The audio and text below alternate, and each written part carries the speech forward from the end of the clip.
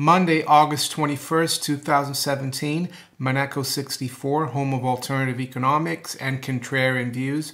So it's 8:20 a.m. London time, so an early market update. Before that, I'd like to talk about the video I did yesterday on this Kyber network ICO. And I put a link in the video to the whitelist registration where you could register and make sure you're part of the ICO upcoming in September. Unfortunately, there's been so much interest that they had to close the whitelist registration. Luckily, I registered yesterday. I was, given the tip by someone I know, and then I made the video. And unfortunately, now they've closed off the registration. But I'm sure there's going to be a lot more ICOs out there. This is, there's a lot of opportunity in the cryptocurrency space. But yeah, that's as far as that's concerned. As far as the markets are concerned this morning, overnight, I noticed late yesterday, London time, that gold dropped to 1280 on the COMEX, after the COMEX open, after 11 p.m. London. And yeah, 1280 was the low. Right now, actually, gold has rebounded, and it's at 1287.20. The high's been 1288. So a good recovery for gold there. Silver got down to 1683. We're now at 1698. The Dow is basically unchanged right now. Dow futures at 21,676. S&P 500 down a point at 24.24. Crude oil 48.50, down 20 cents. Cable or sterling 128.61, down 12 pips. Euro is down 21 cents at 117.38. And the dollar's down against the yen though at 109.03, down 17 pips. Just to touch upon quickly on the price of gold and sterling, we got up to 1,008 on Friday. Right now we're 1,001. And late Friday and overnight, we were below 1,000 because we'd seen gold and dollars come down. But the technicals are looking pretty good for gold and sterling. That's despite, the dollar been weak. Gold and sterling still is looking pretty good. I'd also like to talk about gold in dollars. It was kind of disappointing, I guess, that we came off the highs on Friday, just above 1,300, and I think we settled around 1288, the COMEX official close, and then it dropped down to like 1284 for the evening close on Friday.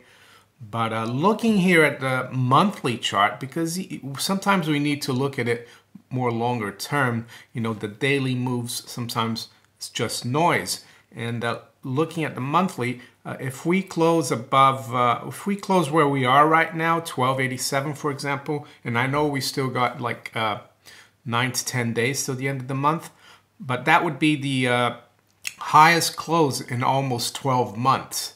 You have to go back to, let's see,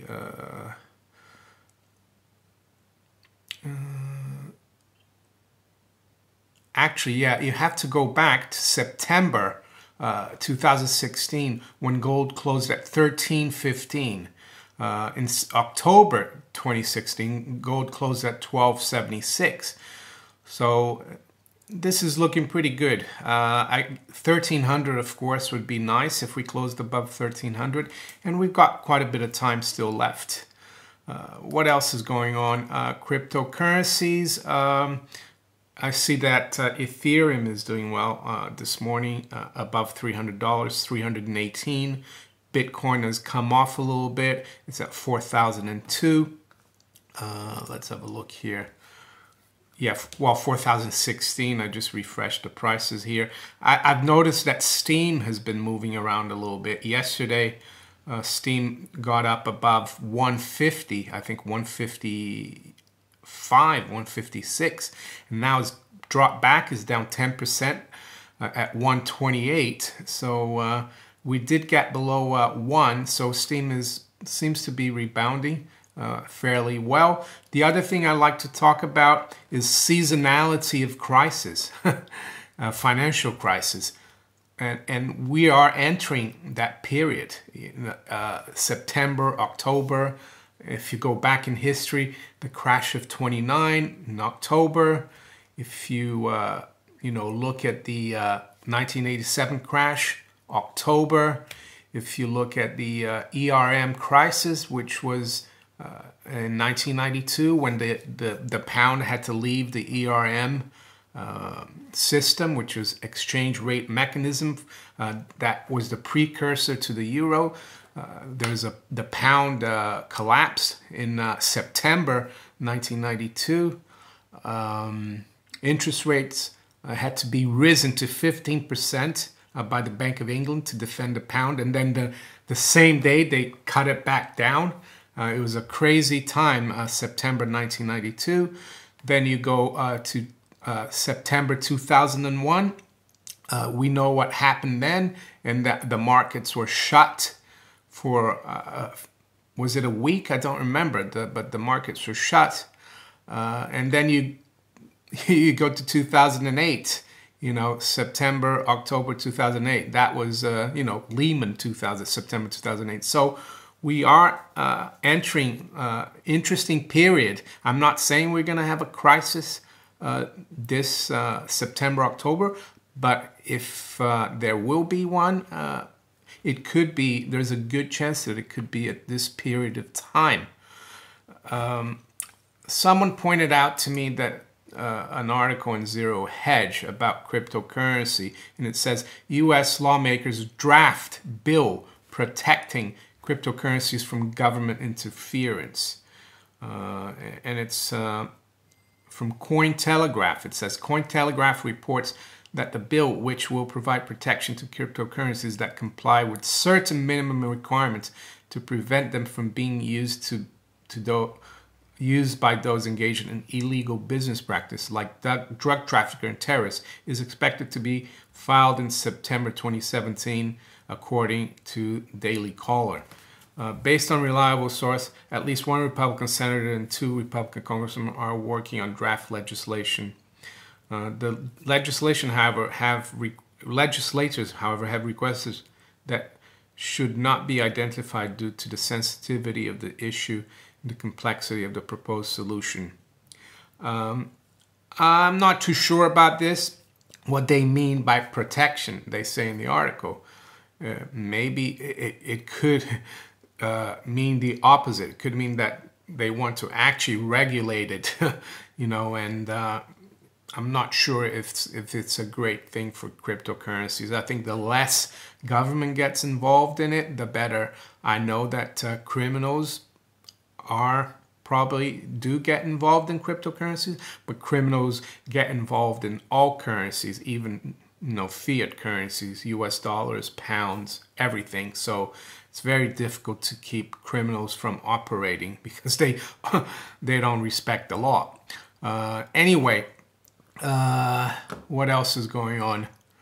Well, not much. Well, there is actually, I guess, the Jackson Hole Symposium in Wyoming that's held every year by the Kansas City Federal Reserve. And it's like a symposium for world central bankers, a freebie for them. They go to a beautiful place in Wyoming and talk about the central banking, which in my opinion is a scam. And why do I say that? Well, some people, might say, oh, look, the Fed saved the system in 2008. Greenspan saved the system in 1987. He helped the market recover. But I would argue that it's the central bankers who create the moral hazard that allows for, the huge bubbles we've seen in the last 30, 40 years to develop.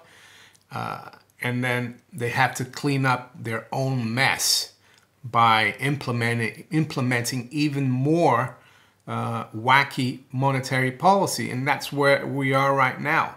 So, I'm not saying that we should listen to these people, and that the Kansas City Symposium, Jackson Hole, was important in terms of sound money. It's not. But unfortunately, they're in control right now, these central bankers, and we need to keep an eye on what they say. I think Yellen is speaking on Friday at Jackson Hole, so that would be interesting to keep an eye on. Today as well, we've got the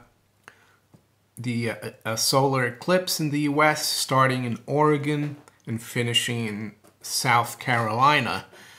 Interesting that someone said that it starts in the 33rd state. Oregon was the 33rd state to be admitted into the Union, and it finishes in a small coastal village in South Carolina. I forgot the name, but the latitude of that place is 33 degrees as well, and a lot of people are mentioning, you know, the Masons in 33rd degree, and people are saying that there will be, you know, consequences to this eclipse, that it could, you know, be an omen of things to come. I don't know. It's an interesting concept, but we just need to sit and wait. As I leave here, we're at 1288 in gold.